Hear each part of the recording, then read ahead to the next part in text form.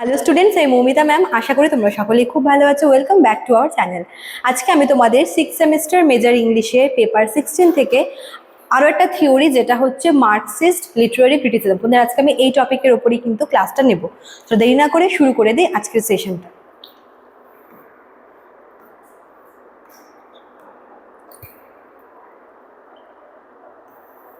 দেখো কি বলেছে, Marxist Literary criticism is a way of studying literature based on the ideas of Karl Marx.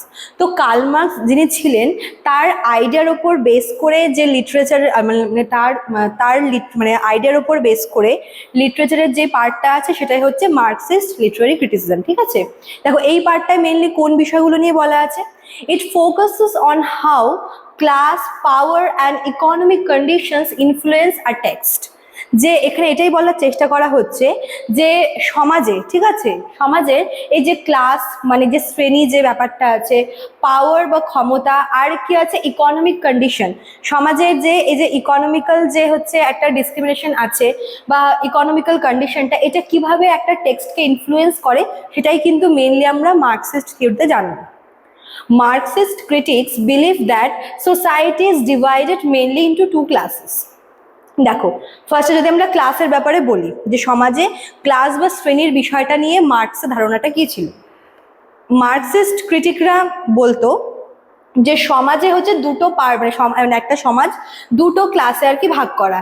একটা হচ্ছে bourgeois, যেটাকে বলে হচ্ছে রিচ, আর একটা হচ্ছে পুয়ার, যেটাকে বলে হচ্ছে প্রোলেটারিয়েট। ঠিক আছে, দ্য রিচ পিপল, যারা হচ্ছে মানে aristocratic people, rich people, the rich people control money, property and power, while the poor people work from them. মার্কসের থিওরিতে বলা হচ্ছে যে সমাজে দুটো শ্রেণী আছে, একটা হচ্ছে মানে রিচ আর একটা হচ্ছে পুয়ার। রিচ যে ক্লাস আছে তাদের হাতে সমস্ত কিছু আছে, তাদের হাতে সমস্ত মানি, পাওয়ার, প্রপার্টি, সব কিছুর কন্ট্রোল কাদের হাতে আছে, রিচ পিপলদের হাতে আছে। আর যারা পুয়ার পিপল, ওরা শুধুমাত্র রিচ পিপলদের জন্য কাজ করে। This class struggle is an important idea in Marxist criticism. এই যে একটা স্ট্রাগল, এই যে একটা ডিসক্রিমিনেশন, ক্লাস ডিসক্রিমিনেশন, এটা কিন্তু মার্কসিস্ট ক্রিটিসিজমের একটা ইম্পর্টেন্ট আইডিয়া বলতে পারো। According to this theory, literature is not just for entertainment.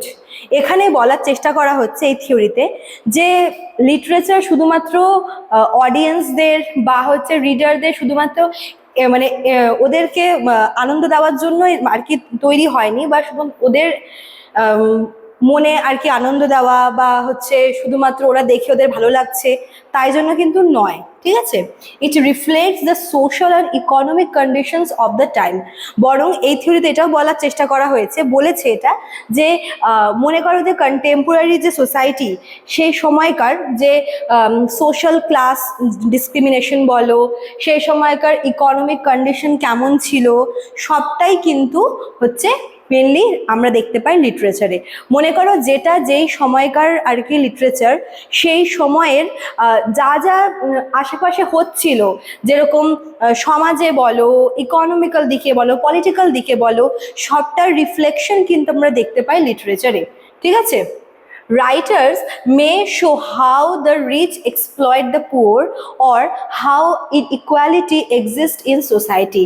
এই সময় রাইটাররা কি করেছিল, তারা হচ্ছে এই জিনিসগুলো মানে আর কি দেখাতো তাদের লেখার মাধ্যমে, রাইটিং এর থ্রুতে, যে কিভাবে রিচ পিপলরা পুয়ার পিপলদের এক্সপ্লয়েট করতো এবং পুয়ার পিপলদের যে একটা স্ট্রাগল ছিল সেটাও কিন্তু হচ্ছে তাদের সেই সমস্ত রাইটারদের লেখাতে আমরা দেখতে পাই।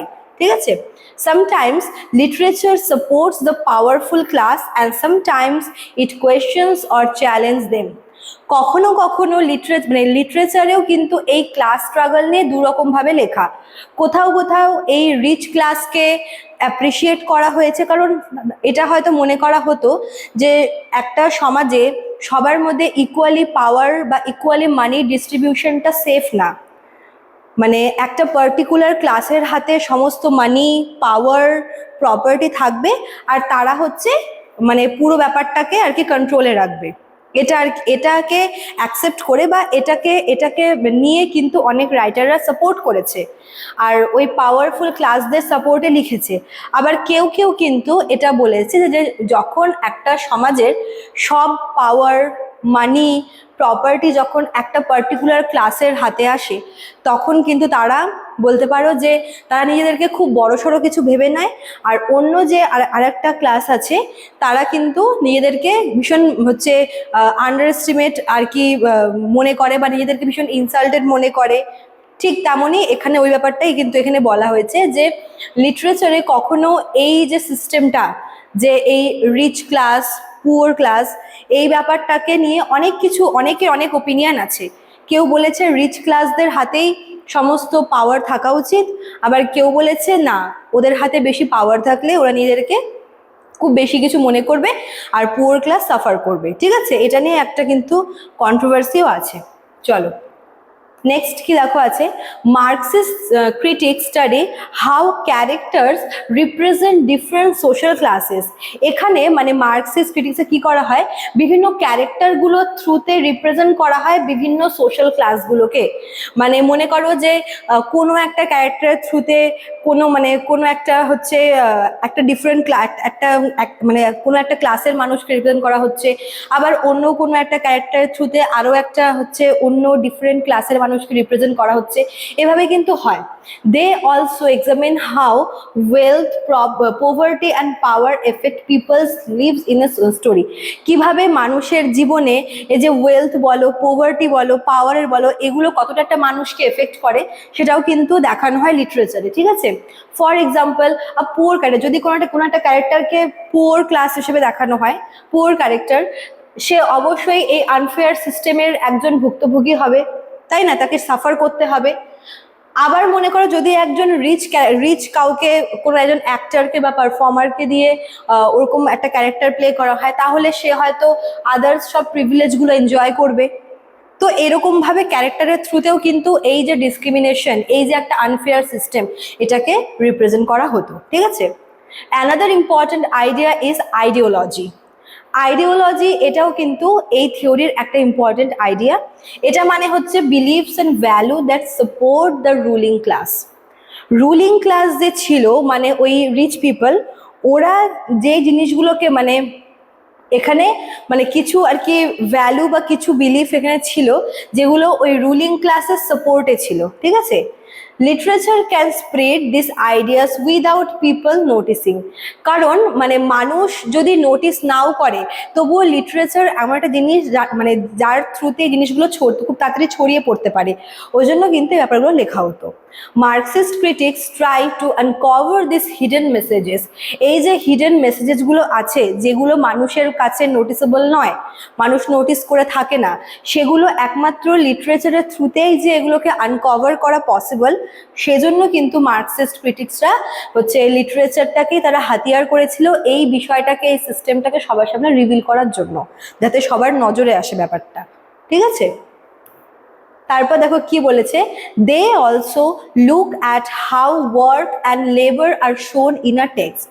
ঠিক তেমনই যে কাজ এবং লেবার, এই দুটো জিনিসকে টেক্সটে কিভাবে মানে কোনো একটা টেক্সটে কিভাবে দেখানো হচ্ছে, তারা সে ব্যাপারেও কিন্তু লিখেছে। Workers are often exploited. এখানে দেখানো হচ্ছে যারা ওয়ার্কার, যারা শ্রমিক শ্রেণী, ওরা কিন্তু প্রায়শই এক্সপ্লয়েটেশনের আর কি শিকার হতো। ঠিক আছে, আর ওদের স্ট্রাগলগুলো কিন্তু এখানে মানে ওই সমস্ত গল্পের ইম্পর্টেন্ট থিম হতো। যে একজন ওয়ার্কার, একজন লেবার, সে কতটা পরিশ্রম করছে, তার যে হার্ডওয়ার্কটা আছে সেটা দেখানো হচ্ছে, এবং তাকে কিভাবে পদে পদে তাকে সাফার করতে হয়, সে এক্সপ্লয়েটেড হয় সেটা, আর তার স্ট্রাগলটা কিন্তু মেন দেখানো হয় এই ধরনের টেক্সটে। So Marxist literary criticism help us understand how literature is connected to real social issues like inequality, class conflict and power.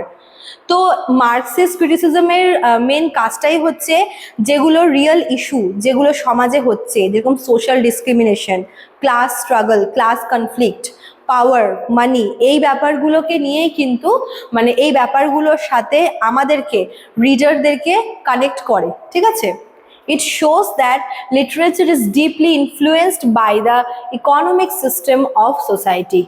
কারণ তারা এটা মনে করতো যে মানে সোসাইটির ইকোনমিক সিস্টেমের দ্বারা কিন্তু লিটারেচার অনেক বেশি ইনফ্লুয়েন্সড হয়, তাই তারা এই বিষয়গুলোকে লিটারেচারে কিন্তু রিপ্রেজেন্ট করতো। ঠিক আছে, চলো, তো এই ছিল তোমাদের আজকের ক্লাসটা।